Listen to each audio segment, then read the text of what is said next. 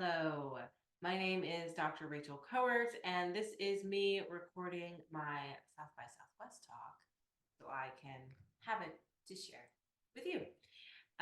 So first I will share my screen, perhaps,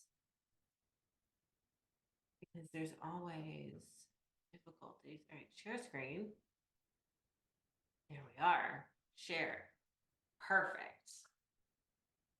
Hello and welcome. I am Dr. Rachel Kowert. I am a research psychologist who has been studying video games and those who play them, their cultures, their uses and impacts for just about 15 years. I currently serve as the research director of Take This, which is the oldest mental health nonprofit in the gaming space.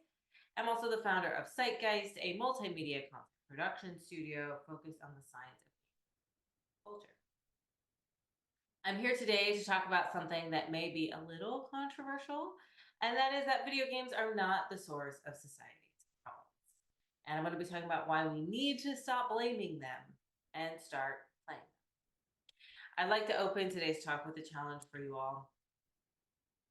I challenge you sometime this week to play video games. Now, why in 2024 does that feel like a funny request to put forward to a room full of adults? In 2011, almost 15 years ago, Jane McGonigal took the stage at South by Southwest to tell us why reality is broken and why games make it better. Now, at the time, she was primarily speaking to game designers about designing worlds to do legendary things. Well, 15 years later, I'm happy to say that they were listening, and game designers across the globe have absolutely designed worlds to do legendary things. And we're going to talk about that in a minute. But I would bet that many people in this room, and I would bet most people across the globe, would not know that to be true, that games are doing extraordinary things all over the world. And how do I know that most people don't know that? Because I can, with a pretty good degree of certainty, gauge what proportion of people in this room would agree with the idea that games plus brain equal bad. The Pew Research Center would put that proportion about 6 in 10. They found 6 in 10 American adults believe gun violence in video games contributes a great deal or a fair amount to gun violence. And it is even more likely that an even greater proportion of adults would agree with the statement that playing games are not a valuable use of our time. According to Pew Research, that was about 1 in 4.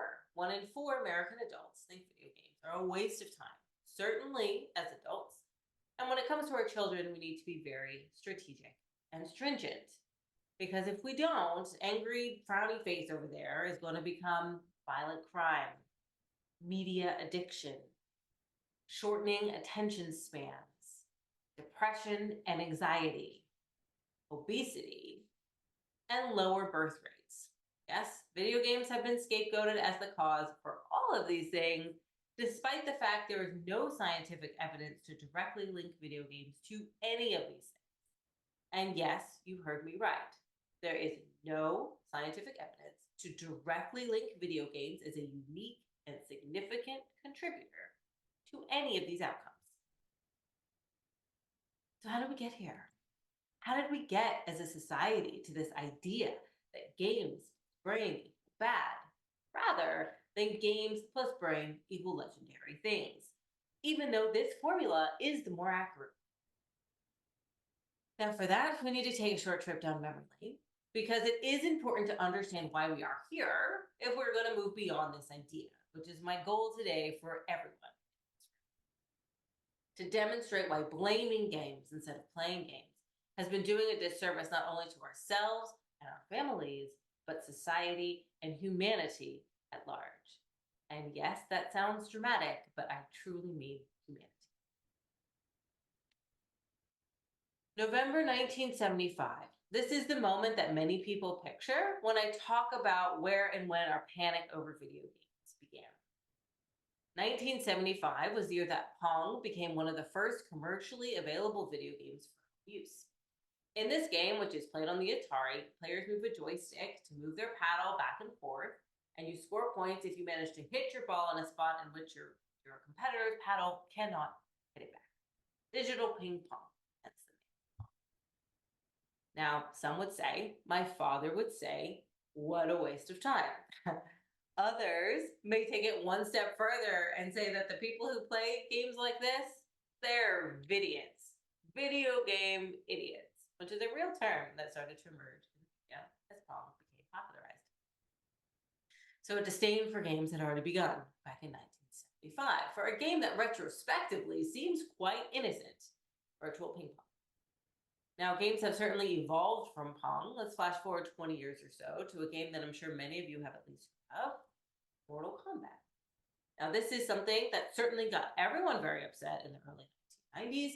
It is a fighting game that looks a lot like mashing buttons that ends in, if you know the right button combinations, gruesome fatalities. The release and subsequent popularity of this game actually led to a series of Senate hearings in the United States, which brought the fear of video games and what they were doing to our children in particular into the limelight. Here is a quote from Senator Joseph Lieberman in these hearings. He says, "We are disgusted by this material, and I would like to pass a law saying you cannot produce this stuff anymore." Now, these hearings were very sensationalized and very public and really solidified this idea that games must be doing something very bad to us. Now, just to be clear, our brains are very good at differentiating between real and simulated violence. So we can quell all fears right now of video games being murder simulators. There is not, nor there has there ever been, a direct relationship between violent video gameplay and violent behavior. We've done thousands of studies. And to give you one piece of evidence so you aren't just taking my word for it, this chart here shows youth arrests for violent crime and violent video game sales. And it's important to look at youth crime because youth have the most time to play video games. They're also thought to be the most susceptible to messages. So if there was a direct relationship between the consumption of violent video games and the propagation of violent crime, we would expect both of these numbers to be increasing in tandem. That is not what we see. They're actually going in the opposite direction. So we can leave that behind and move on and digress. 20 years into the future we go, to the 2010s. September 2013, Grand Theft Auto 5 is released. Now, to be transparent, there have been concerns voiced with every iteration of Grand Theft Auto, and if you aren't familiar with this franchise, it is an action-adventure game that is generally about creating chaos and committing crime. And just to give you a flavor of GTA 5, there are three main protagonists in this game, described by the developer of the game, Rockstar, as a retired bank robber, a drug dealer, and a gangster.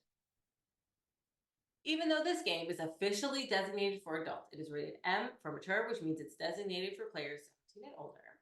That did not stop the global concern around the impact of explicit game content following its release, to the point where sales bans were being proposed all over the globe, based again on this assumption of there being some kind of direct connection between simulated game violence and real violence, which is not something supported by the scientific literature.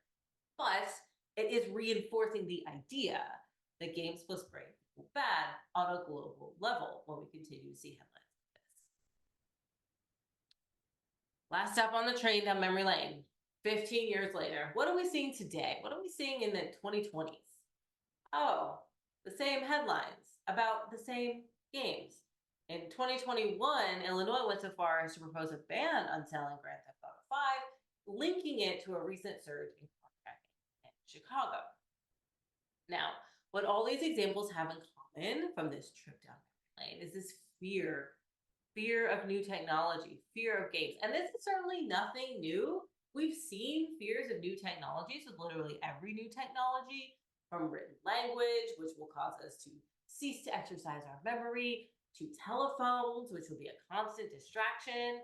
If only they knew what was coming. The panic of crosswords to make women literate, film to make us lose our morality, comic books to lead to demon worship, Dungeons and Dragons and Elvis's hips are in there somewhere. But what's really unique about the panic around games is how long it's lasted. 50 years. We've been getting these messages about fear of games doing something bad to us for 50 years. And truly, the story really hasn't changed, despite the fact our understanding of what games are and what they are not has very much changed. So we've been consistently told by the media, the politicians, our own parents, that games are less valuable uses of our time at best, active igniter of society's problems at worst. We've been sold this false idea that games plus brain inevitably leads to something bad, and this has molded the way that many of us see and understand the role and impact of video games in our lives even today in the 21st century. So it's no wonder that this is the prevailing belief in society. Games plus brilliant equal bad. But I would like to offer a different perspective here on the South by Southwest stage, one that is less panic and more science, one that is grounded in the actuality of what games are and what they are not, to get us playing more and blaming. So let's go back to Pong. Moving a joystick back and forth to control your paddle to hit a ball. You score points if you manage to hit the ball in a place where your opponent cannot hit it back. Is this a waste of time? Or am what I'm describing how the sibling rivalry in my house was born? I spent many an hour trying to best my older brother this game. Let's also take a minute to think about what we're actually doing when we play this game, the mechanics at play here. You're tracking a ball with your eyes. You're predicting its trajectory. You're moving a joystick quick enough and steadily enough to hit the predicted endpoint of the ball. To me, that sounds a lot like honing hand-eye coordination, sharpening reaction times, and perhaps building one's frustration tolerance. Mortal Kombat. This is an action game, and it's a game whose core mechanics rely on hand-eye coordination and reaction time. Now, playing action games like Mortal Kombat has actually shown to lead to demonstrable improvement in hand-eye coordination and visual processing speed and other cognitive skills. I'd like to give one more example of a game that I bet a lot of you in the room have played in the past or maybe currently play, and that's Wordle. Guys, I have a real love-hate relationship with this game, and if anyone else lost their streak a few months ago with Evoke, feel you deeply. In 2021, Wordle became a sensation, eventually being purchased by times. It is a word game where you guess a 5-letter word. Now, it might be easier to see the overt value in this game, like vocabulary, frustration tolerance. But just like Pong and Mortal Kombat, there's more to it than that. My mom, she plays Wordle religiously. It's actually the first thing she does every morning, and it has become a ritual between herself and my older brother. Every morning, she solves a puzzle, she sends the results to my brother, he sends his results to her. It's become their daily check-in, to the point that when he doesn't get her Wordle, he texts me and says, I haven't got mom's Wordle yet. Have you heard from her? It has become a core part of their relationship, a social, playful experience that they share despite the fact they live on opposite sides of the world. What I'm trying to introduce here with these examples is a sort of a perspective shift around how all games, not just the Wordles of the world, but the Pongs and the Mortal Kombats and everything in between, they're not inherently bad. They're not inherently a waste of our time. They're not the cause of the downfall of society. What they actually are is the most underutilized and most powerful tools of the 21st century. They are tools that can be used to address the very challenges they've been historically blamed for creating. While being blamed for making the world worse, games have been making the world better, individually, societally, across humanity. Games have been making us smarter. They've been making us happier. They've been making us kinder. And they've been making us more legendary. And with the rest of my time here today, I'm going to be talking about how they've been doing. Starting with smarter. Now, games have made us smarter in a lot of ways, but essentially there are kind of two processes you can think about it: intentional learning and unintentional. Talk about both, but we're going to start with the unintentional. So by the time I graduated college, I had organized and led hundreds of people from various geographical locations and backgrounds, education and skill and language, and large-scale complex tasks. I had trained dozens of others to become experts in my area of expertise, and I had received numerous accolades from my peers. How did I do that? I led groups in World of Warcraft. For those who are not familiar, World of Warcraft is a massively multiplayer online role-playing game, MMORPG, released in 2004. Now, MMOs are unique in the world of online games in that they are persistent changing worlds, so they continue to change and evolve even when you're not actively playing them. So you can start something and leave and someone else can finish it while you're gone. It's truly like its own little world. Now, these games are also massively populated, hence the MMO. At its peak subscription, 2021, World of Warcraft alone had 9.5 million monthly subscribers. 9.5 million people who were coming together in a shared space to achieve a collective goal, one of which is to slay the Styles. Now, when I was in my World of Warcraft era, I played a lot. I loved this game. I had a schedule. I had a position of leadership. I led groups to epic wins or epic fails. And for me, this was fun. It was stress relief. It was a sweet Friday night. Yes, I've always been this way. But there was also a whole lot of what we call unintentional learning happening. Leadership skill, flexible thinking, resource management, a wide range of social skills in order to engage with people of different ages and different cultures. I learned how to prioritize. I had to learn how to negotiate, crisis management, conflict management, all from the comfort of my college apartment. Here I think I'm having just a sweet Friday night, and really I'm learning to optimize spreadsheets. So, and before you think that these skills are limited to just these spaces, they're not. My Excel skills served me very well today. Research has found that these skills learned in games do transfer to other contexts, actually to the point where employers are asking about people's experiences, particularly in these kinds of games, on their job resumes. Another good example of unintentional learning, it's a game you might be more familiar with, it's called Animal Crossing. Animal Crossing New Horizons came out in 2020. You create a human character and you move to an island and you build a house and you befriend your animal neighbors, and it is a relaxing, cozy game, the perfect formula for stress relief and perfect formula for stress relief during the beginning of COVID. But it also has a lot to teach us unintentionally. How to persist through challenges. Again, resource management, creative problem solving, time management, reading, math. You have to pay back your mortgage. There's also a stock market component. You're learning about perils of the stock market. Heck, you're learning about capitalism. And all of these things are being learned while you build and create and decorate your house on an island in a village. Who knew these cute little villagers could teach us so much? That's unintentional learning. So these games were not created to teach us anything, and they're actually teaching us everything. Now, the other side of this is intentional learning. There's an entire industry built about the intentional learning space. This picture is Math Blaster. Anyone of my generation will maybe know this game. This is like an image of my childhood. Now, you see equations on a screen and you blast the answer. Maybe it seems a bit daft now, but as a child, I loved it. Of course, I'm also of the Oregon Trail generation, lest we forget. If anything else, it taught us the word dysentery. These kinds of games created for education, again, is an entire industry, but they've also come a long way. There are literally thousands of games I can mention here. New math games, Endless Learning Academy, one of my favorites, Minecraft Education Edition, all these things that exist today.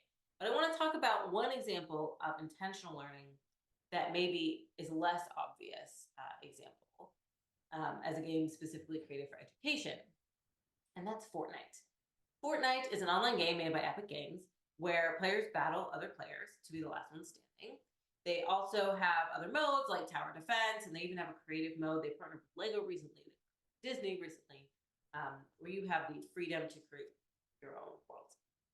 There are 70 million active players of Fortnite and 400 million registered users of this game.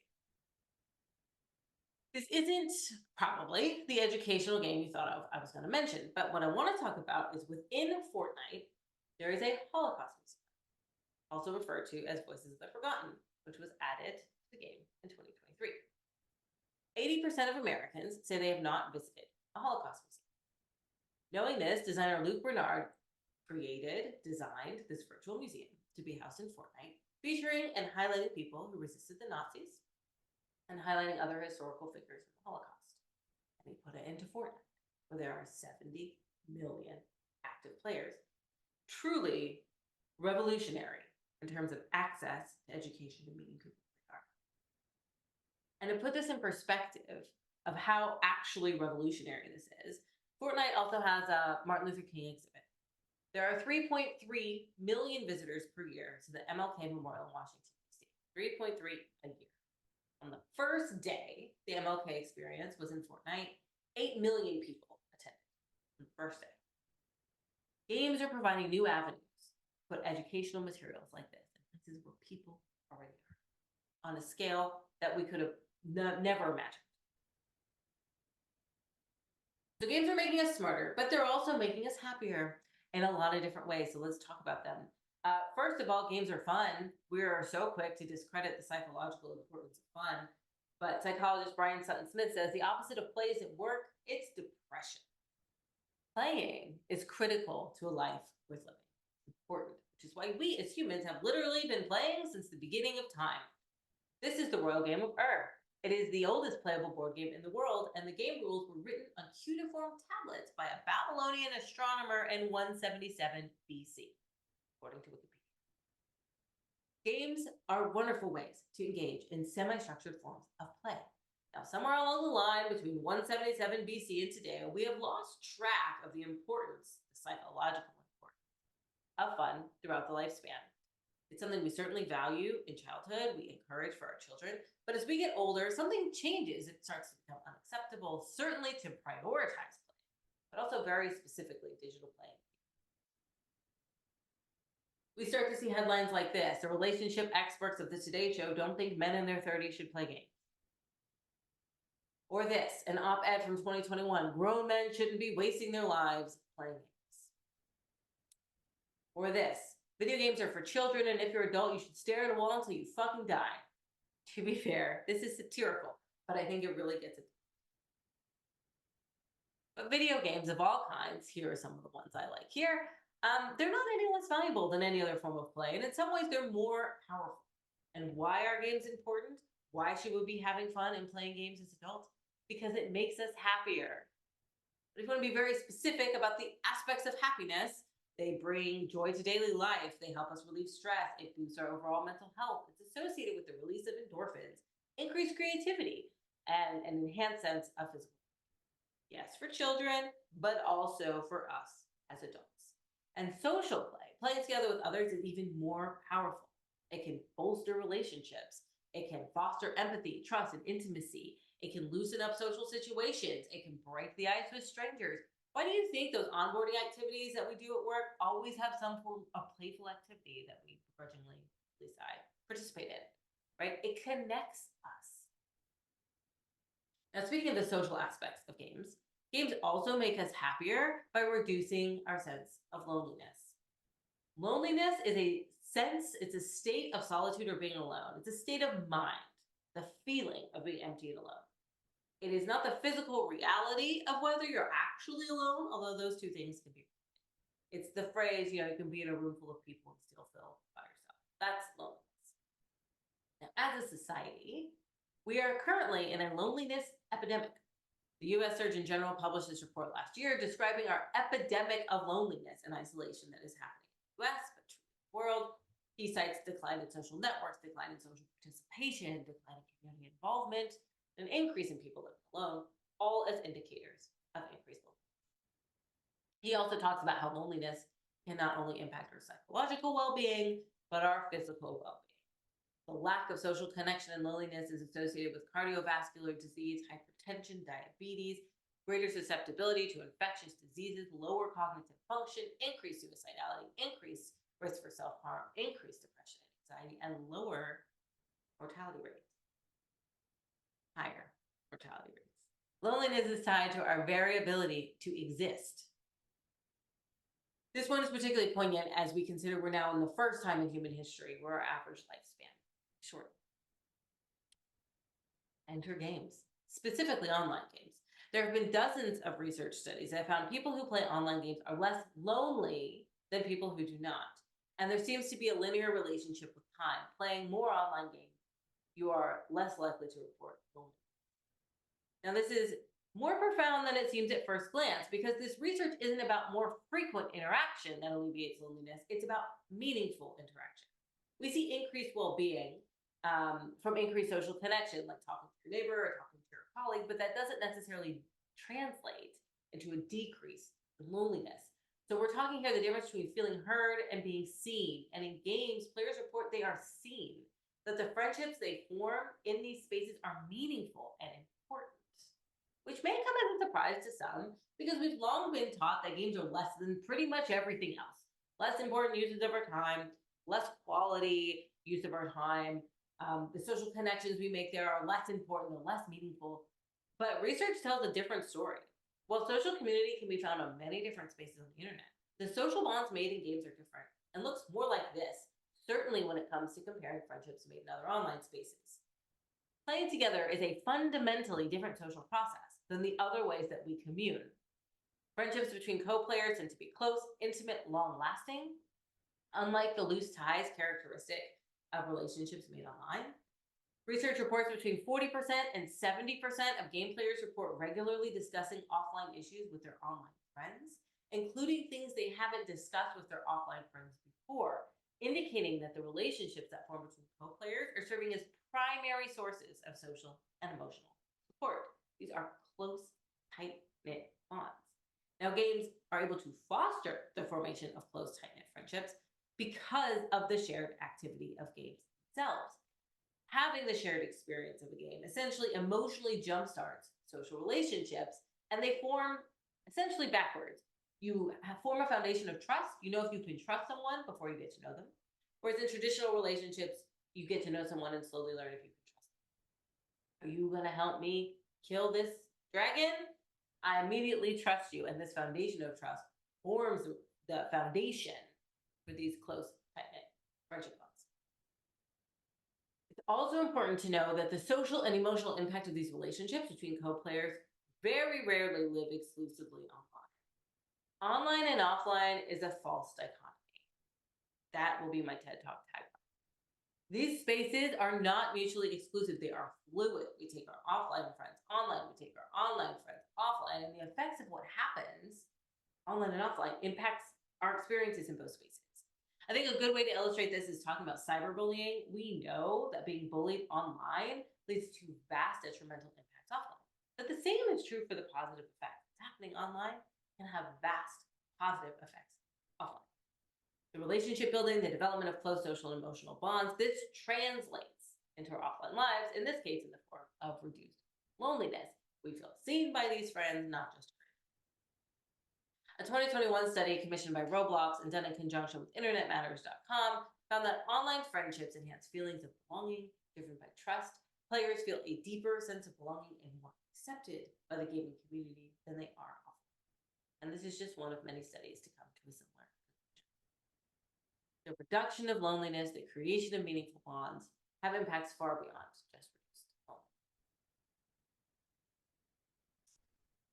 Games also make us happier because they simply help us manage our moods, from bored to less bored, from sad to less sad, from sad to happy.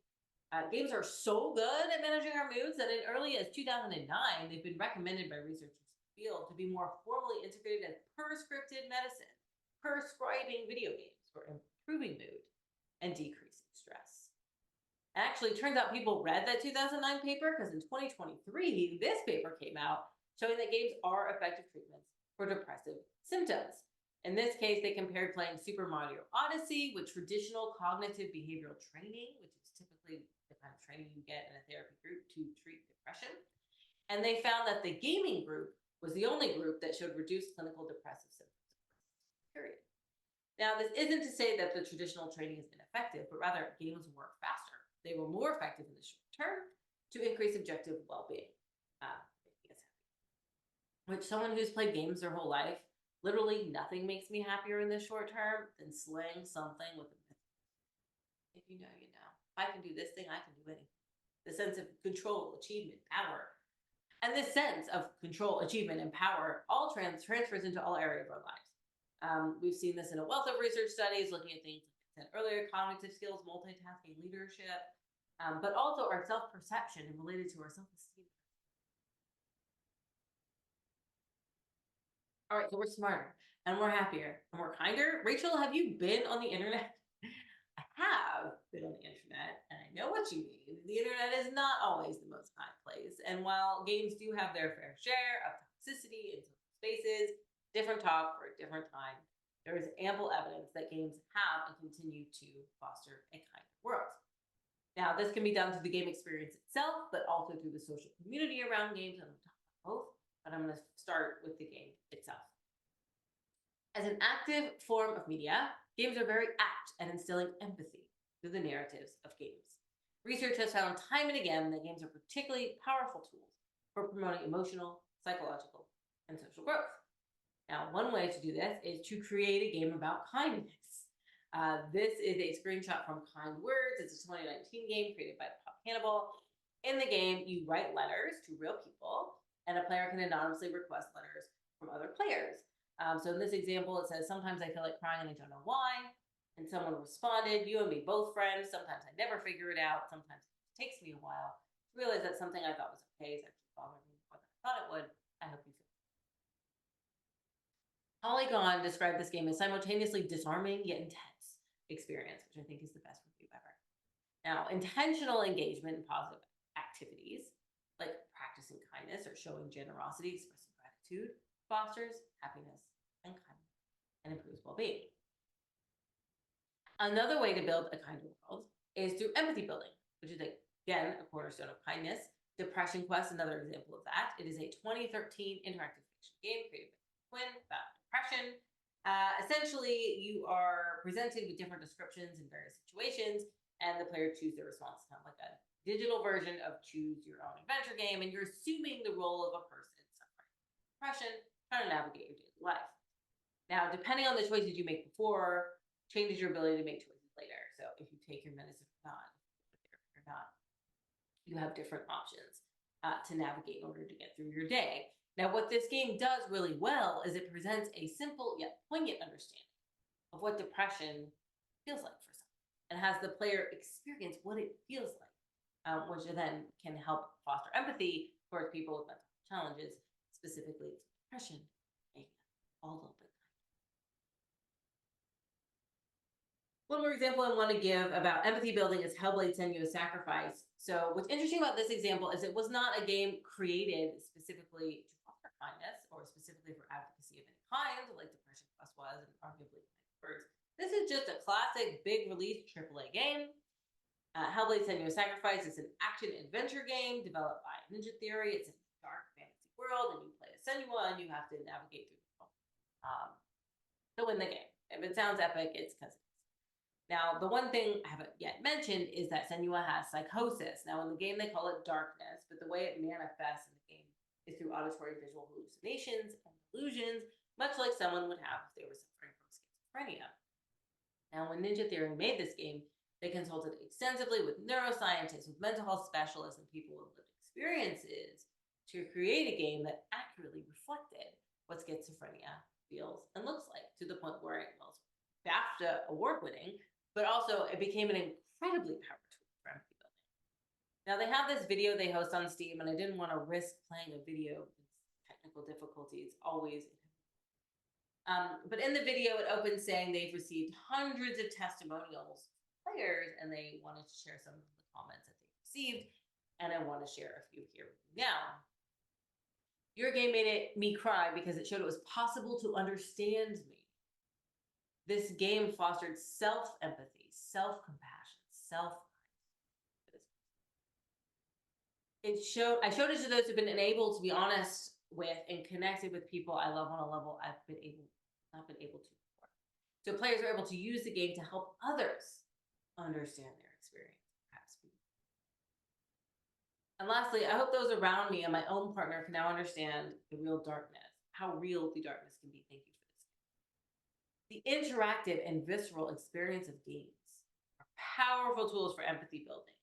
Games are so powerful, uniquely powerful in this way. Let's say it's compared to watching a movie about schizophrenia or reading a book about schizophrenia. In a game, you are Senua. You have to play her. You have to navigate through these challenges, through these delusions to try and achieve your goal. It's a vastly different experience. And again, incredibly powerful empathy building. Kindness can also foster itself through the social communities of games. Returning to my World of Warcraft era, reliving those glory days. I have 3 kids now. Those days are definitely over. When I was playing World of Warcraft, I was playing with people all over the world, from my home state of Texas, but also Canada, Germany, the Netherlands. It was an incredible opportunity to connect with cultures, with people I've encountered. And research has found that these opportunities do translate into real changes in the way we see and engage with others. It can expand our worldview, how we see and perceive others in the world who may not be from the same country as us, or the same age as us, or have the same difficulties or challenges as us. Now, the most surprising part of this research is that you don't even necessarily have to actively engage with the other players to reap these benefits. There's this phrase, it's called being alone together. Simply existing in the same space with this diversity of influence can influence our chance of feeling connected to new places and communities and societies, challenge stereotypes about beliefs we may have about people based on their race or gender or sexuality. Simply existing in these spaces creates valuable opportunities for learning, empathy building, and fostering kindness towards others. And these spaces only exist in games. All right, we're smarter, we're happier, we're kinder. Let's explore more legendary. Now, for this bit, I want to clarify when I say more legendary, what I'm talking about is the ways in which games have revolutionized change across sectors. Perhaps the most obvious candidate for this is the economic impact of games. The thing of legend. 3 billion people play games, 1/3 of the world's population. China has 1 billion players alone. The global game market is expected to grow another 13% by 2030. And in North America is only 24% of this market. Asia Pacific is 48% of the revenue share, and that's expected to grow 14% on its own by 2030. The World Economic Forum also notes that there are new markets emerging in this space every year. In Turkey, they're expecting a growth of 24% in the next couple years. In Pakistan, 21%. In India, 18%.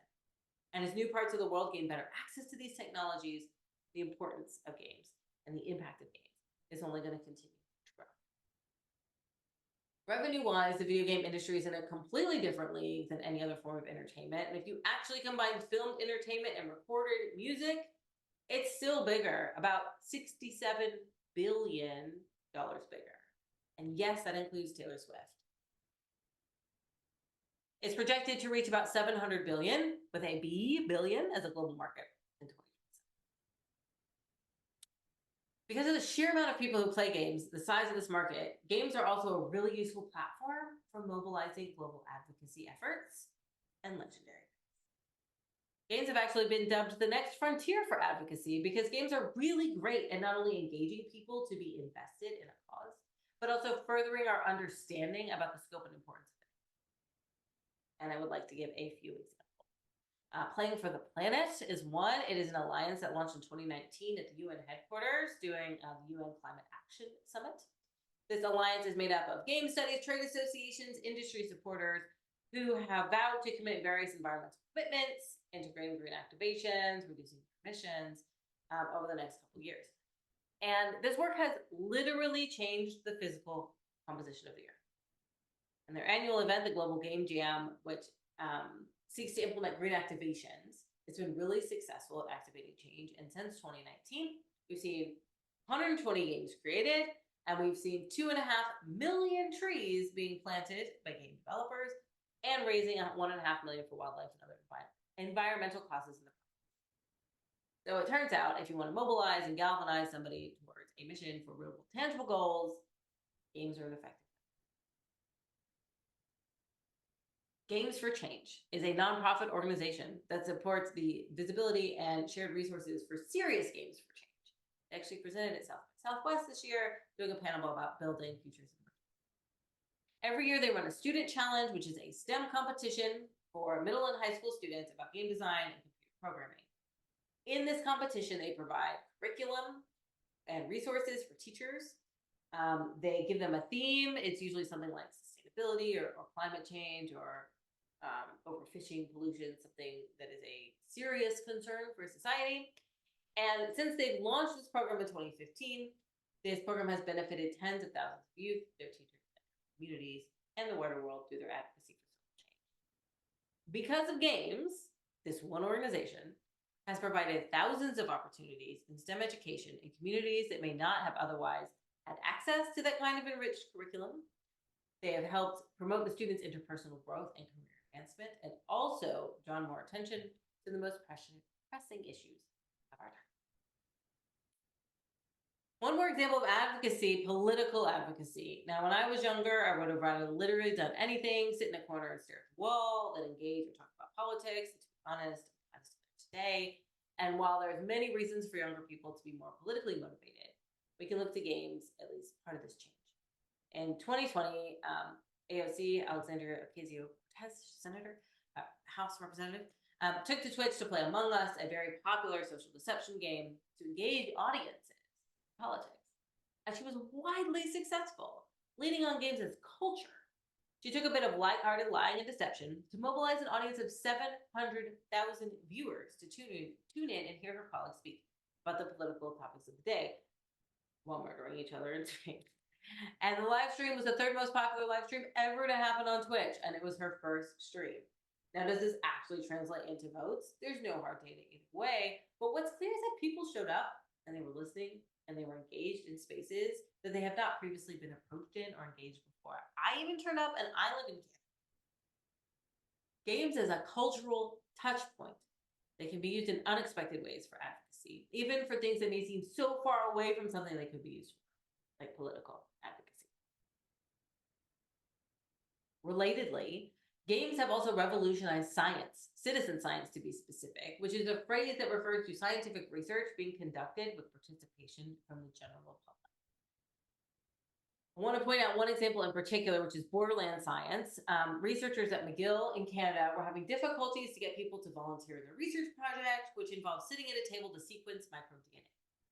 Objectively, that does not sound like how I want to spend my Saturday, so I get that they were having problems.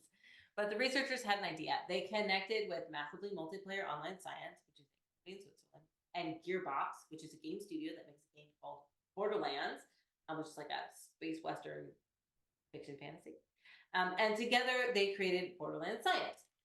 It was inspired by Tetris. Essentially, they put an arcade game inside of the game Borderlands, and players could play this game by moving the blocks and lining them up and get in-game rewards. Now, what the players in Borderlands didn't realize is that the tiles represent different nucleotides. We see them here on a grid, and they're nudging them into their columns to improve their scores, but basically they're also making more correct rows. They are sequencing the DNA by identifying errors in the researchers' real-world analyses. Borderlands Science has been incredibly successful, and today they've logged more than 80 million puzzle solutions. You would have to live many, many, many lives to get that many iterations of a scientific study done within the four walls of a university lab. And anyone who's tried to do research inside the four walls of a university lab will understand the sheer scope of what's been done here. And this isn't just, oh, cool, look, games bolster scientific knowledge. The scale is literally unbelievable. It is unprecedented. And for context, Borderlands Science was based on Philo. Philo is one of the big, hugely successful citizen science projects that existed. On the day that Borderlands Science was launched inside Borderlands 3, they collected 5 times more data than the Philo team had collected in 10 years. And until this point, Philo was the beacon of success for citizen science projects. This is the power of video games to achieve legendary advancements in science. Playing this mini game inside of a bigger game, it's just one game, has fundamentally changed the way we understand the link between human gut microbes and diabetes, depression, autism, anxiety, obesity, as well as how we think about how we can engage. Games have also changed mental health treatment. Now, Borderlands Science, as I mentioned, was based on Tetris, and which is a game you may not think much of. This is the game, I mean, when I think about it, I think about it's the game I played when I was waiting in the office and Game Boy. That's my memory of it. But Tetris has actually revolutionized mental health treatment for post-traumatic stress disorder. You probably didn't see that one coming. It has actually a great efficacy in helping prevent intrusive memories, which is a common symptom of PTSD following a traumatic event. So playing Tetris within 72 hours of a traumatic event has been found to reduce the frequency of intrusive memories for up to 5 weeks. And it works because it's visually demanding. By playing Tetris, you're occupying your visual system, and it's actually helping prevent the intrusive memories from the traumatic event from becoming established. It's a disruption in the process known as memory consolidation. Now, of course, this is not something that just Tetris can do, but the fact that it is effective in this way, it is a game that's easily accessible, easily administered, does not require special skills to administer, and it's an intervention that can be given quickly and adds an immediacy to the intervention. It's truly groundbreaking in the field of mental health. Technological innovation. Games have stimulated innovation in nearly every sector. They have paved the way for other sectors to be legendary. Heads-up displays, these innovations began in games. And if you have a new car, you're currently enjoying the fruits of their labor. Virtual reality. Games were the innovator here. Today, virtual reality is innovating in all areas of education and all groups. Aviation is a common example. It is a cornerstone of flight training now for commercial and military pilots. It helps with cost efficiency. It allows for immersive, high-quality training. And actually, research has found that VR training shows better knowledge retention than traditional ways of learning. So people are learning knowledge and skills faster and more confidently. Virtual reality's younger brother, augmented reality, the use of AR, revolutionized with games and super big in healthcare. One example we see here is showing defibrillators nearby. Another is nurses using AR to find veins. It's also being used for surgeons to assist in the OR, basically giving them X-ray vision. Future is now. Last but not least, portable tech. I would have killed for a Game Boy. I never had one. Played it at the dentist. But the idea of taking your entertainment technology with you came from games. Games also apparently pioneered the tagline, "More fun than a ferret down your trousers." But that's not the kind of talk. There is so much portable entertainment technology today. I would argue you can't imagine our lives without it. I have 3 children under 10. I for sure cannot imagine my life without it. Tablets, phones, watches. You can play games on all of those. And we can do that because games did it first. Lastly, more life. All the combination of all the things I've talked about in the last hour. How games give us a sense of achievement, how they connect us to others, they reduce our sense of loneliness, they increase our sense of belonging, they give us a sense of freedom to play and explore, they help us learn new things, all of these things. Create a cocktail for a more meaningful life, a more satisfied life, and it turns out a longer life. Going back to Jane McGonigal, my hero, she's been at it again. Her TED Talk, which is one of the most watched TED Talks, was recently rated as the most important TED Talk to live a better life. She makes this argument quite compellingly that playing games can extend our life by 10 years. And she discusses if we regularly boost our resilience, our physical, emotional, psychological, and social resilience, we live on average 10 years older than those who do not. And you know what's good at boosting all those things? Games. Excuse me. Please watch this talk. It's brilliant. It's brilliant. Okay. So let's revisit our initial premise. I hope with my time here today, I've demonstrated that video games are not inherently bad. They're not the cause of society's problems. Rather, they are powerful tools. Games can, do, have been making us smarter, happier, kinder, and more legendary. Jane was right all those years ago when she told us games not only make a better world, not only our world, which is now longer and brighter and more satisfied, but the world around us, making us kinder, helping us fight society's greatest problems like climate change. And it's just as important to me that you take that message away today, but also the fact that games are powerful tools for change, despite the fact they're underutilized tools for change. Yes, 3 billion people play them, but 8 billion people don't, which is the current world's population. So let's move away from this idea that this games are bad era and into the games cultivate a better world era, and revisit my challenge. Sometime this week, I challenge you all to play video games, to embrace what games offer us as individuals, as families, as a society, and the opportunity they give us to grow, to connect, and to be more legendary. Thank you all.